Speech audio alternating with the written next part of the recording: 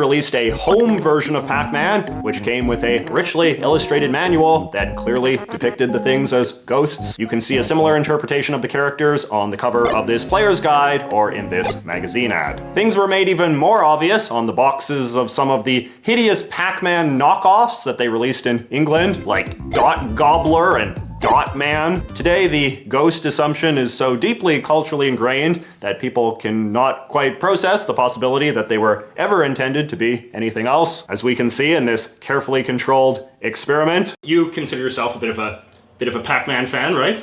Absolutely. I love Pac-Man as like a cultural touchstone, cultural artifact. Perfect. Yes, Perfect. Okay, absolutely. Maxwell. So, we see you have some of these Pac-Man props here. Yes, yes. What do we have? Well, this looks like a lamp that is a ghost. I can't tell from the color if it's meant to be... Oh, it looks like the colors are cycling through all four of the different typical ghosts. The what? The ghosts. Like, they're your standard four ghosts. The ghosts. The ghosts. And the ghosts are what? What do you mean? They're ghosts. They're ghosts, okay. See, this is the crux of the issue here. Is that what if they're not ghosts, Maxwell? Why do you think they're ghosts? Because of the shape? That's what I was told by Namco? So Maxwell wasn't quite correct there. As we discussed, the Namco Corporation actually initially described these things as monsters and not ghosts, and it was only because the American public so stubbornly insisted on seeing them as ghosts that eventually the official terminology changed. But let us now just take a step back for a sec and discuss why this phenomenon even occurred at all. A good place to start might be that appeals court ruling that I mentioned earlier. The Namco people were suing Philips Electronics for selling an obvious Pac-Man ripoff called KC Muncher, and at one point in the ruling, Judge Harland Wood Jr. offers a quick summary of what the Pac-Man game looks and plays like, and here is how he describes the so-called ghost monsters. The four monster characters are identical except that one is red, one blue, one turquoise, and one orange. They're about equal in size to the gobbler, but are shaped like bell jars. The bottom of each figure is contoured to stimulate three short appendages, which move as the monster travels about the maze. Their most distinctive feature is their highly animated eyes, which appear as large white circles with blue irises and which look in the direction the monster is moving. Now, for some reason, a bell jar-shaped creature with three appendages at the bottom and big expressive eyes registered to the good people of America not as a monster, but a ghost. If you look at like the little sort of figurines of them, or sort of their depictions, is there anything about them that sort of inherently tells you that they're ghosts? Yeah, like they have that sort of childlike ghost, like ghost costume sort of look, where like a sheet and the two black eyes, like Charlie Brown dressed as a ghost kind of look. But this sort of reaction just raises further questions. A ghost is the spirit of a dead person, right? So why do we think that a dead person is a sheet with eyes? Where the heck did that come from? So, the Victorian age in both Britain and America was a time in which people of all social classes started taking an obsessive interest in all things death and occult, especially ghosts. The Victorians were fascinated by ghosts, which made it necessary for the popular culture to come up with some sort of standardized depiction of what a generic ghost looked like. And what they came up with was a humanoid figure in drapey white robes, or possibly even covered by the robes entirely. This is what ghosts look like on new middle-class novelties like Halloween cards, and was the standard ghost costume in vaudeville performances. Now, we don't know exactly why they settled on this particular cliche, but there are a few plausible theories. The main one is that since a ghost is supposed to be a dead person, a sheet ghost in some ways resembles what a corpse would have looked like in the 1800s. At one time, it used to be the tradition in Christian countries to bury people wrapped in linen. That's what the Bible says they did with Jesus, after all, as was the manner of the Jews, according to the Gospel of John. In practice, this could mean covering the body with literal sheets of linen,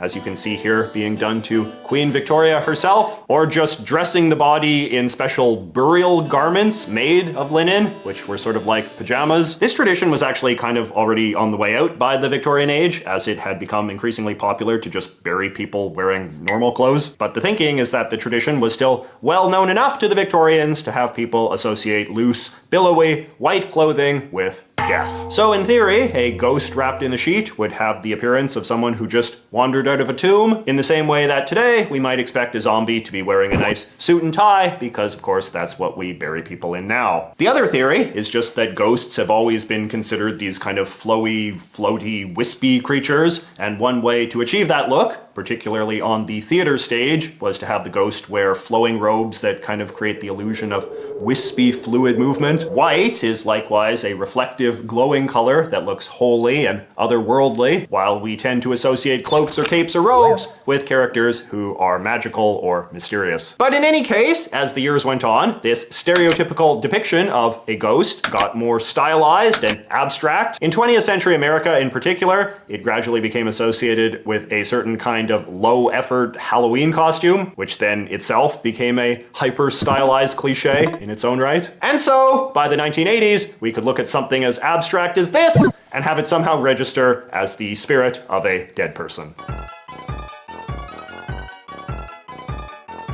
Now, while it is lovely to imagine that Pac-Man was fighting ghosts of the Anglo-American cultural tradition, this was very much not the original intent of Pac-Man's creator, Toru Iwatani. We can see that in his notes. He always calls these things monsters. And if we look at the original source material itself, it's pretty clear that they were never intended to be airy spirits at all, but rather far more corporeal beings. Have you ever seen the intermissions? You know, in the original Pac-Man? Yeah. Of course, yeah. So, do you remember them? Do you remember what happens in them?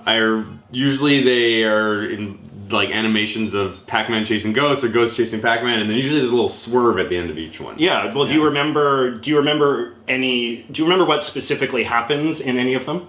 I remember one where Pac-Man's being chased, he's being chased, and then something happens off screen, and now he's chasing the ghost, but he's like twice the size. That's the first one. Do you remember any of the subsequent ones? Not off the top of my head. See, this is interesting to me because I feel like the Pac-Man intermissions are not well remembered in sort of our sort of cultural imagination. Sure. But when you watch them, they will make you second guess the idea that the things are ghosts. Okay. Right? So let's watch. Yep.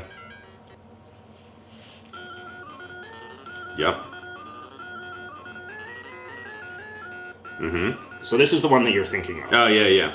Okay, but then let's keep watching. So this is the second intermission now. Okay.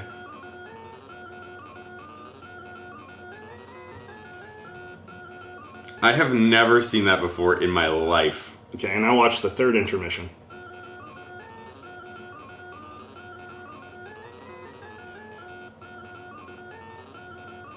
What? So in the second one, the ghost gets caught on like a nail. Yeah. And his I guess it's like a sheet or some sort of costume gets torn, and you can see like a fleshy leg. Yes.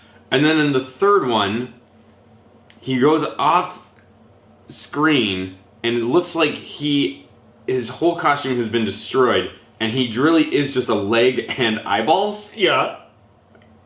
But anyway, here's an ad for a Pac-Man handheld game in Japan. Okay. And look at the way the ghost is depicted in this. Oh, I love it already.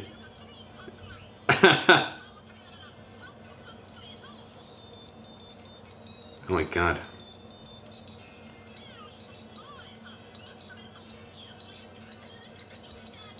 Oh god, I love it.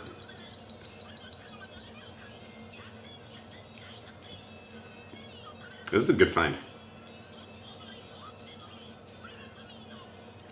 But you see, like, how the ghost is depicted? Sure, he's got legs, he's got teeth. And and you notice he's got that arms. Like, he does have arms, but you also sort of notice that he's kind of more of a sort of like jellyfish kind of thing. Like he's a sort of like blob. I mean, like the thing is, like he's just like a mythological creature. In your mind, if you could reach out and touch that ghost monster, it would be gelatinous. I think so. I think it's sort of, it comes off as sort of rubbery. The point is, like,